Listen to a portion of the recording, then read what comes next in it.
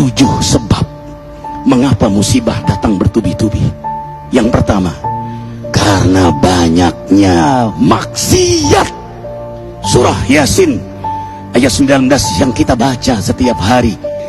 Kemalangan terjadi, musibah terjadi, malapetaka terjadi karena dosa keterlaluan kalian kepada Allah.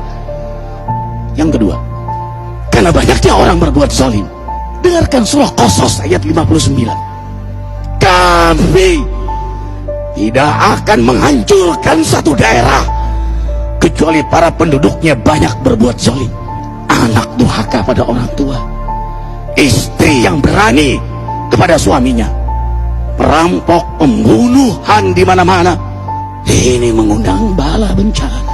Yang ketiga, mengundang bala bencana karena kelakuan tangan-tangan manusia.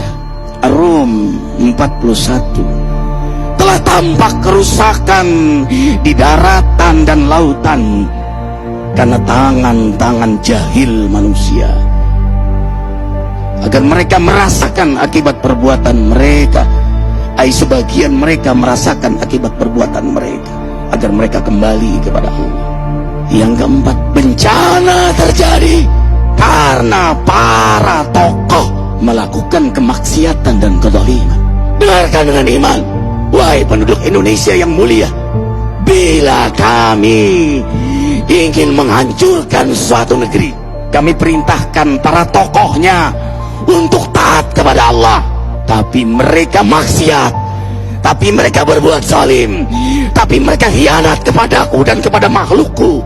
Fahaqa alaihil qaul, maka haklah untuk mereka datang bala bencana seperti kaum Ad, kaum Samud, kaum Lut, kaum Nuh. Kami hancurkan sehancur-hancurnya. Siapa tokoh itu? Para pemimpin kita yang sumpah Al-Quran di kepalanya, demi Allah tidak korupsi. Lalu korupsi. Siapa lagi? Hartawan, orang-orang kaya yang dengan harta berpoya-poya, sombong, maksiat dengan kekayaannya di tengah orang yang banyak menderita. Siapa lagi? Ulama yang menjual ayat-ayat Allah dengan murah. Subhanallah. Yang kelima, mengapa bala bencana terjadi? Karena orang-orang soleh, orang-orang baik diam melihat kemaksiatan dan kemungkaran.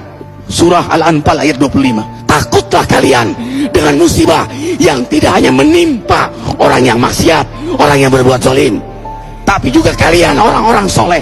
Maka masa bodoh dengan kemaksiatan bukanlah sikap seorang mukmin. Amar ma'ruf nahi mungkar adalah amal cerdas. Yang keenam, justru karena rahmat Allah, karena peringatan yang Allah hadirkan agar hadir mahkamah kesadaran kita. Ikhwah, dengarkan dengan iman surah Al-Baqarah ayat 155, 156, 157. Kami pasti uji kalian dengan sesuatu yang buat kalian takut lapar, takut miskin, takut kematian. Tapi kabarkan berita gembira bagi hamba Allah yang sabar dari semua ujiannya, yang mereka berkata, sesungguhnya kami milik Allah dan sungguhnya kami akan kembali kepada Allah. Yang terakhir, yang ketujuh, ada yang nanya, bagaimana yang maksiat yang selamat? Tenang-tenang saja. Yang berbuat zalim malah sukses. Di mana keadilannya? Allah Maha Adil. Dengarkan surah Hud ayat 15-16.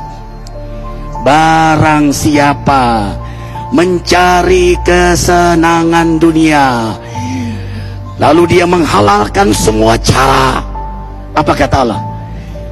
Kami beri, tapi di akhirat tidak mendapatkan secuil pun kenikmatan, malah nikmat di dunianya menjadi bahan bakar azab untuk dirinya. Itulah istidrat. Lalu apa sikap kita sekarang?